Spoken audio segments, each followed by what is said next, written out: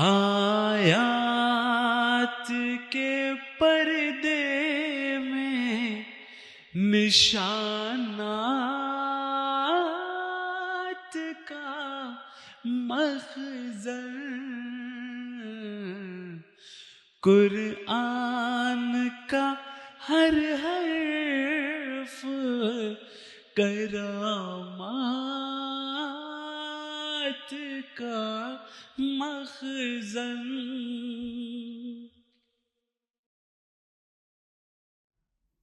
اعوذ باللہ من الشیطان الرجیم، بسم اللہ الرحمن الرحیم۔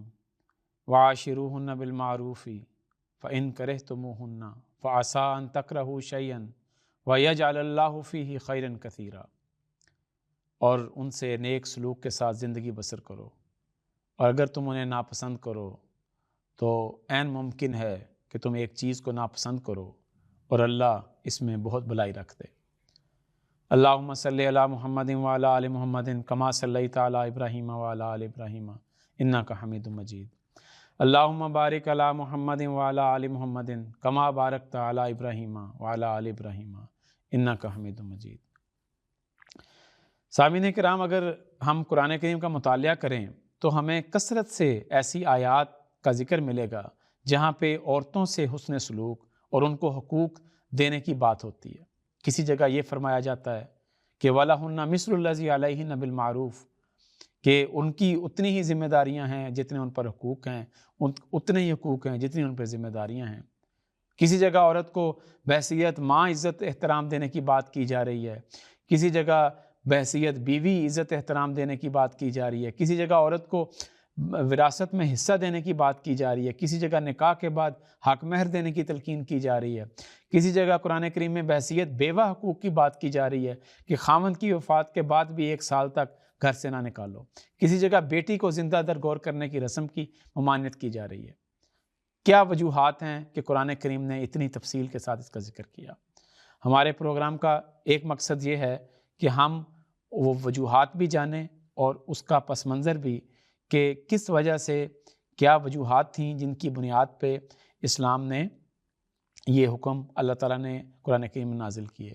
اس میں کوئی شک نہیں کہ جیسا کہ ہم پہلے ایک مرتبہ ذکر کر چکے ہیں کہ اگر یہ کیفیات پیدا نہ بھی ہوتی تب بھی قرآن کریم کے جو احکامات ہیں وہ نازل ہونے تھے، لیکن بعض معاملات جو عرب میں رائج تھے ان کے مطابق اللہ تعالیٰ نے عورت کو عزت دینے کے لیے، اس کو حقوق دینے کے لیے ایسی آیات نازل فرمائیں۔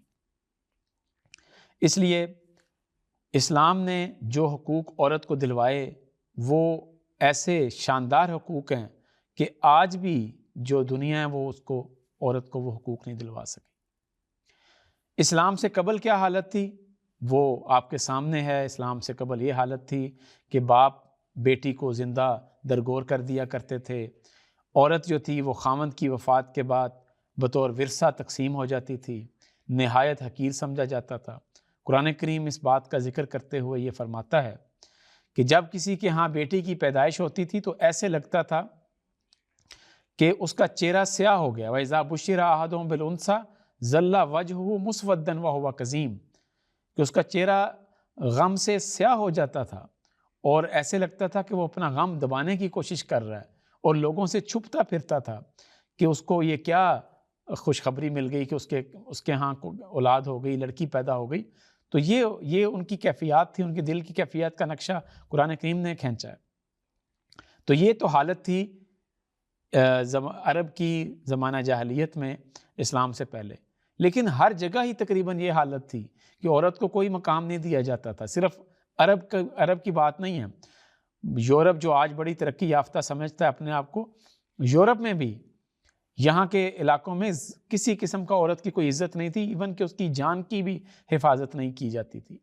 یہاں تک کہ 17ویں صدی تک یہاں یورپ میں عورتوں کو جادو کے الزام میں سزائے موت دی جاتی تھی، اور طریقہ یہ تھا کہ اس کو زندہ جلا دیا جاتا تھا اور کہا یہ جاتا تھا کہ یہ جادوگر ہے۔ چنانچہ کتابوں میں لکھا ہے کہ ایک صدی میں، 100 سالوں میں، 1 سینچری میں 1,00,000 عورتوں کو زندہ جلایا گیا۔ تو جس پر جادو کا الزام لگتا تھا اس کو پرکھنے کا طریقہ بھی بڑا عجیب و غریب تھا۔ وہ یہ تھا کہ عورت کو ہاتھ پاؤں باندھ کے تو اسے تالاب میں پھینک دیا جاتا تھا.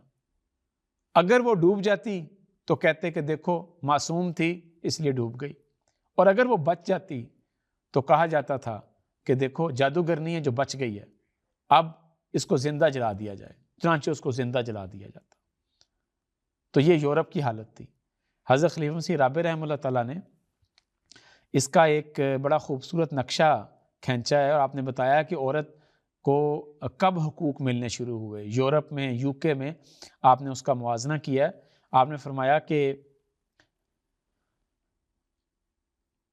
1890 تک عورتوں کا اپنے خامند کی جائیداد پر کسی قسم کا کوئی حق حاصل نہیں تھا. 1920 سے پہلے آکسفورڈ یونیورسٹی میں کوئی عورت داخلہ نہیں لے سکتی تھی. 1937 سے پہلے تک انگلستان میں عورت مرد سے طلاق لینے کا حق نہیں رکھتی تھی.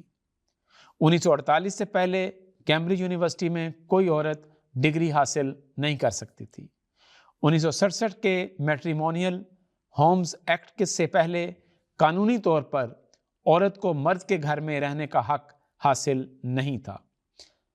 آپ حضور فرماتے ہیں، آپ تصور کریں ذرا، یہ جو آزادی کی باتیں کرنے والے مغربی دنیا ہے، کل تک ان کا اپنا حال کیا تھا.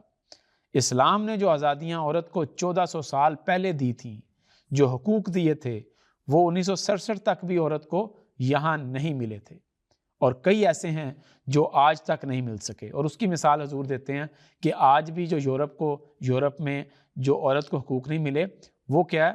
فرماتے ہیں آج بھی یورپ میں عورت بحیثیت ماں بیٹی ورثہ نہیں پاتی، اور اسلام نے عورت کو اس زمانے میں جب کہ وہ میراث تھی وارث قرار دے دیا.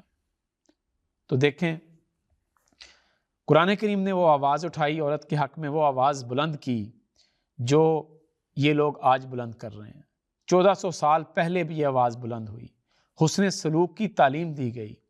یہاں تک وہ صحابہ بیان کرتے ہیں کہ اس قدر تعلیم تھی حسن سلوک کی کہ ہم لوگ گھبراتے تھے. ہمارا یہ حال ہو گیا تھا. حضرت عبداللہ بن عمر رضی اللہ تعالیٰ عنہ بیان کرتے ہیں، کہتے ہیں ہمارا تو یہ حال ہو گیا تھا کہ ہم عورتوں سے گھر میں بے تکلفی سے بات کرتے ہوئے بھی ڈرتے تھے کہ کہیں وہ نہ ہو شکایت لگ جائے اور ہمارے خلاف کوئی آیت نہ نازل ہو جائے.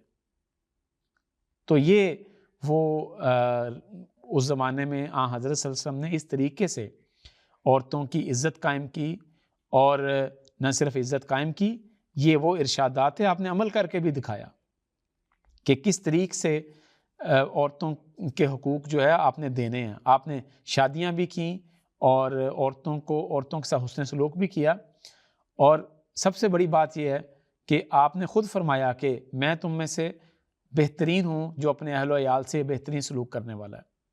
حضرت مسیح موعود وسلم فرماتے ہیں کہ چاہیے کہ عورتوں سے انسان کا دوستانہ طریق اور تعلق ہو. اصل میں انسان کی اخلاق فاضلہ اور خدا سے تعلق کی پہلی گواہ تو یہی عورتیں ہوتی ہیں. اگر ان سے اس کے تعلقات اچھے نہیں تو پھر خدا سے کس طرح ممکن ہے کہ صلح ہو. رسول اللہ صلی اللہ علیہ وسلم نے فرمایا ہے کہ خیرکم خیرکم لأہلہ، اپنی بیوی سے اچھا سلوک کرنے والا ہی تم میں سے بہترین ہے. سامعین کرام، یہ اصل جو حضرت مسیح موعود وسلم کے الفاظ ہیں کہ انسان کی اخلاق فاضلہ کی حقیقی گواہ ان کی بیوی ہوتی ہے. اس کو مد نظر رکھنا چاہیے. اب ہم اس بنیاد کے اوپر دیکھتے ہیں کہ حضرت صلی اللہ علیہ وسلم کے بارے میں آپ کی جو ازواج تھیں ان کی کیا گواہیاں تھیں. سب سے پہلے حضرت خدیجہ رضی اللہ تعالیٰ عنہ کی گواہی کہ جب پہلی وحی نازل ہوئی تو حضرت خدیجہ رضی اللہ تعالیٰ عنہ کیسے پیارے الفاظ میں تسلی دی کہ آپ نے فرمایا کلا واللہ ما یخزیک اللہ ابدا، کہ اللہ تعالیٰ کی قسم اللہ آپ کو ہرگز ضائع نہیں کرے گا کیونکہ آپ صلہ رحمی کرتے ہیں. تو یہ اسلم سب کے ساتھ اچھا سلوک کرتے تھے، نادار کا بوجھ اٹھاتے ہیں، غریب کی مدد کرتے ہیں، ایسی نیکیوں کو جو دنیا سے غائب ہو چکی ہیں ان نیکیوں کو دوبارہ دنیا میں قائم کرتے ہیں، مہمان کی عزت کرتے ہیں اور حق کی مدد کرتے ہیں. تو یہ ساری گواہیاں جو حضرت خدیجہ رضی اللہ تعالیٰ نے آن وسلم کے ساتھ رہتے ہوئے جو دیکھا وہی گواہی دی۔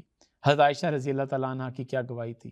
کسی نے پوچھا کہ آپ کے اخلاق کیسے تھے، تو فرمایا کانا خلقہ القرآن، کہ آپ کا جو کے اخلاق جو تھے وہ قرآن تھے، قرآن پڑھ لو، قرآن کے ہر حکم پر عمل تھا۔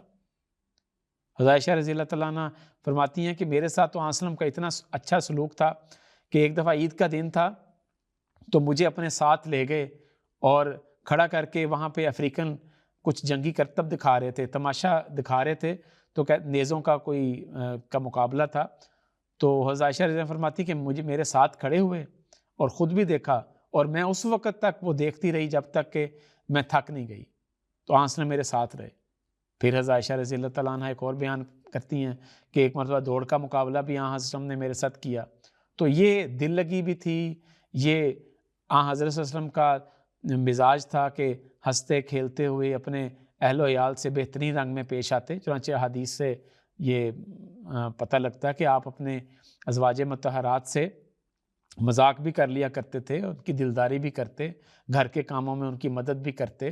اگر کوئی بیوی آٹا گوندھ رہی ہوتی تو پانی بھی لا دیتے، اگر کھانا تیار ہو رہا ہوتا تو چولہے میں لکڑیاں ڈال دیتے۔ تو عورتوں کے بارے میں تو ہمیشہ حضرت کا یہ تھا کہ حسن سلوک کی وصیت بھی کرتے، سب کو یہی بتاتے اور اپنا نمونہ بھی دکھاتے۔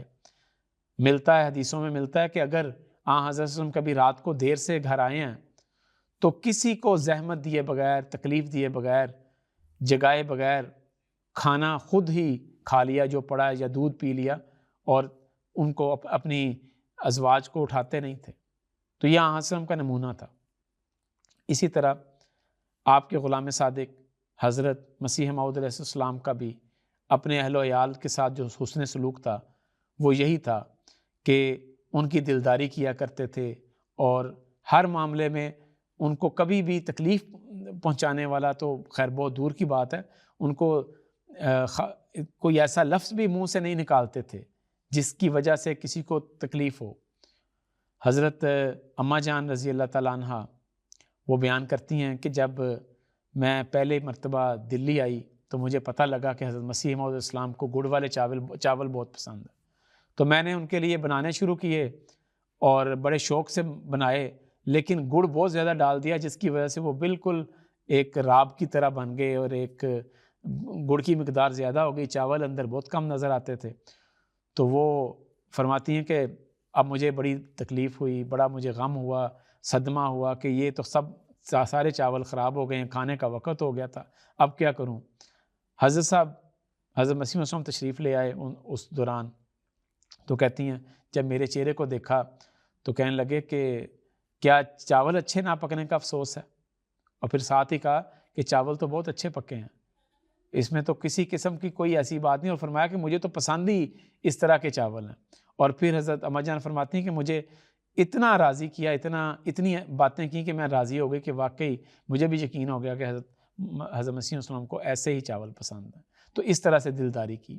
اسی طرح ایک اور واقعہ وہ حضرت اماں جان ہی بیان فرماتی ہیں۔ حضرت اماں جان جب شادی ہو کے، چونکہ وہ دلی کی رہنے والی تھیں، وہاں سے ایک شہر سے گاؤں میں آئیں، تو وہاں پہ آپ کو شروع میں جب آتی تھیں تو آپ کو ایک خوف سا محسوس ہوتا تھا گاؤں میں، تو آپ کا دل کرتا تھا کہ جب رات کو سوئیں تو ہر جگہ پہ کونے میں چراغ جلا ہو، چراغ روشن ہو، تو ہر جگہ پہ چراغ انہوں نے رکھنا، تو پھر آپ نے سونا۔ تو حضرت مسیح موعود السلام کا مزاج یہ تھا، آپ نے اب دیکھیں سارا دن کام کیا، سارا دن رات آپ مشقت کر رہے ہیں، رات کو سونے کے لیے تھوڑا سا جو ٹائم ملتا ہے اس میں آپ کی عادت تھی کہ جب تک روشنی ہوگی آپ کو نیند نہیں آتی تھی، تو اس لیے آپ لائٹ بند کر کے یا جو چراغ تھے وہ بجھا کر پھر سویا کرتے تھے۔ لیکن حضرت اماں جان رضی اللہ تعالیٰ عنہ ان کا مزاج یہ تھا کہ جو مرضی ہو، آپ نے جب تک ہر کونے میں روشنی نہیں ہوگی تو اس وقت تک آپ نہیں سوتی تھی، آپ کو نیند نہیں آتی تھی۔ پھر آہستہ آہستہ حضرت مسیح موعود السلام نے اپنے مزاج کو تبدیل کیا، تو حضرت اماں جان اس کا ذکر کر کے کہتی ہیں کہ میں نے گھر کے ہر کونے میں روشنی رکھنی شروع کی، اور پھر ایک وقت یہ آ گیا، پھر بڑی محبت سے حضرت مسیح وسلم کو یاد دلایا کرتی تھیں کہ آپ کو وہ وقت یاد ہے جب آپ روشنی میں نہ سو سکتے تھے، اور اب یہ حالت ہے کہ گھر کے کونے کونے میں جب تک روشنی نہ ہو آپ کو نیند نہیں آتی۔ تو حضور یہ بات سن کر ہمیشہ خوشی سے مسکرا اٹھتے تھے۔ تو گویا بات یہ ہے کہ اپنے آپ کو تبدیل کرنا، اپنی جب ازدواجی زندگی کے لیے جو بہترین اسوہ ہے وہ یہ ہے کہ اپنے مزاج کو تبدیل کر لینا اور برداشت کر لینا۔ اسی لیے میں آگے چند ایک اقتباسات بھی سناؤں گا آپ کو، آپ کی خدمت میں پیش کروں گا، جس سے یہ پتہ لگتا ہے کہ انسان کی برداشت کس حد تک ہونی چاہیے۔ اس بات کا ذکر ہو رہا ہے کہ نمونہ کیا تھا، حضرت صلی اللہ علیہ وسلم کس طریق سے ازواج کی دلداری فرمایا کرتے تھے، حضرت مسیح موعود صلی اللہ علیہ وسلم نے کیسے دلداری فرمائی۔ حضرت سیدنا حضرت خلیفۃ المسیح الخامس اید اللہ تعالیٰ بن عزیز کی حرم سیدہ امۃ السبو صاحبہ وہ فرماتی ہیں حضور کے بارے میں، فرماتی ہیں کہ حضور نے ہمیشہ ہی باوجود اپنی مصروفیات کے میرا اور بچوں کا اپنی طاقت کے مطابق خیال رکھا۔ گھانا میں ہمیشہ پانی کی قلت رہی، حضور صبح بالٹیوں سے پانی بھرتے، جتنا بھی ضروری کام ہوتا مجھے یہ نہیں کہا کہ آج میں مصروف ہوں تم خود ہی بھر لو، خود کبھی کھانے میں کبھی نقص نہیں نکالتے تھے۔ ایک بار میری طبیعت بہت خراب تھی تو حضور نے پہلے ہی میرے لیے ناشتہ تیار کیا، پھر اپنا ناشتہ تیار کرنے کے بعد پھر دفتر گئے۔ تو یہ ہمارے پیارے امام حضرت خلیفۃ المسیح الخامس اید اللہ تعالیٰ بن عزیز کا اسوہ ہے۔ اب میں آپ کے سامنے حضرت مسیح موعود علیہ السلام کے وہ ارشادات پیش کرتا ہوں جو آپ نے اپنی بیوی سے حسن سلوک کے بارے میں فرمائے۔ کشتی نوح میں نصیحت کرتے ہوئے فرماتے ہیں کہ جو شخص اپنی اہلیہ اور اس کے اقارب سے نرمی اور احسان کے ساتھ معاشرت نہیں کرتا وہ میری جماعت میں سے نہیں ہے۔ پھر فرماتے ہیں فحشاء کے سوا باقی تمام کج خلقیاں اور تلخیاں عورتوں کی برداشت کرنی چاہیے، اور فرمایا ہمیں تو کمال بے شرمی معلوم ہوتی ہے کہ مرد ہو کر عورت سے جنگ کریں۔ تو یہ وہ لمٹ بتا دی کہ کس لمٹ میں آپ نے باتیں برداشت کرنی ہیں، ہر قسم کی باتیں برداشت کرنی ہیں سوائے فحشاء کے۔ تو اس لیے یہ حضرت مسیح علیہ السلام کی نصیحت ہم سب کے لیے اسوہ ہے۔ پھر ایک دفعہ حضرت مسیح علیہ السلام کو الہام ہوتا ہے، اور وہ الہام اس وجہ سے ہوا کہ مولوی عبدالکریم صاحب سیالکوٹی رضی اللہ تعالیٰ عنہ نے ایک دفعہ اپنی بیوی سے کسی قدر کچھ زبانی طور پر سختی کا برتاؤ کیا، اور وہ واقعہ یہ ہوا کہ مسجد میں بیٹھے تھے تو کہتے ہیں کہ کسی نے مولوی عبدالکریم صاحب سیالکوٹی رضی اللہ تعالیٰ عنہ کی اہلیہ کے اوپر چھپکلی پھینکی، جس کی وجہ سے وہ کافی پریشان ہوئی، اور انہوں نے چیخنا شروع کر دیا، اور وہ چیخوں کی جو آواز تھی وہ مسجد میں بھی آئی، جس پر حضرت عبدالکریم صاحب سیالکوٹی نے جا کے کچھ سختی کی۔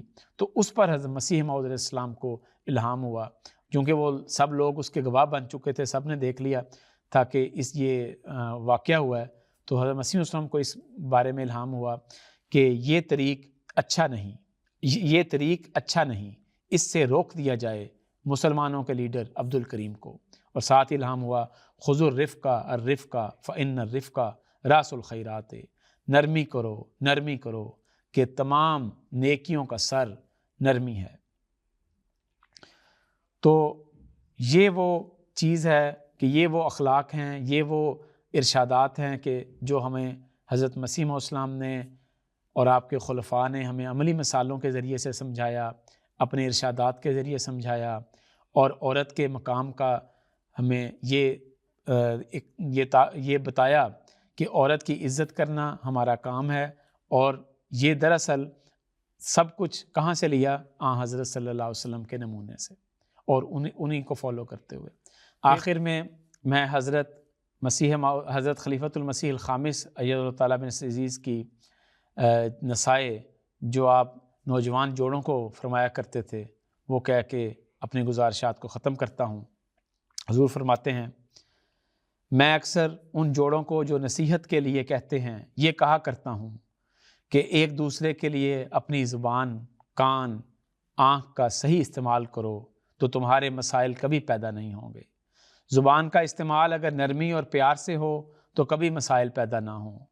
اگر جھگڑے ختم کرنے کے لیے تھوڑے وقت کے لیے کان بند کر لیے جائیں تو سارے مسائل وہیں دب سکتے ہیں۔ ایک دوسرے کی برائیوں کو دیکھنے کے لیے آنکھیں بند رکھو اور ایک دوسرے کی اچھائیوں کو دیکھنے کے لیے اپنی آنکھیں کھلی رکھو۔ سامعین کرام، قرآن کریم کی جو آیات ہیں، جیسا کہ ہم نے شروع میں عرض کیا کہ اس کا پس منظر ہے، اور وہ پس منظر یہ ہے تاکہ عورتوں سے برا سلوک نہ کیا جائے، اور یہ اس پس منظر کی صرف اس وقت ضرورت نہیں تھی، آج بھی اسی طرح ضرورت ہے، کیونکہ آج بھی عورتوں کے، خواتین کے جو حقوق ہیں اور ان کی پامالی کسی نہ کسی جگہ جاری ہے، اور قرآن کریم ایک یونیورسل تعلیم ہے، ایک عالمی تعلیم ہے۔ اللہ تعالی ہمیں قرآن کریم کی صحیح تعلیمات پر عمل کرنے کی توفیق عطا فرمائے۔ وآخر دعوانا الحمدللہ رب العالمین۔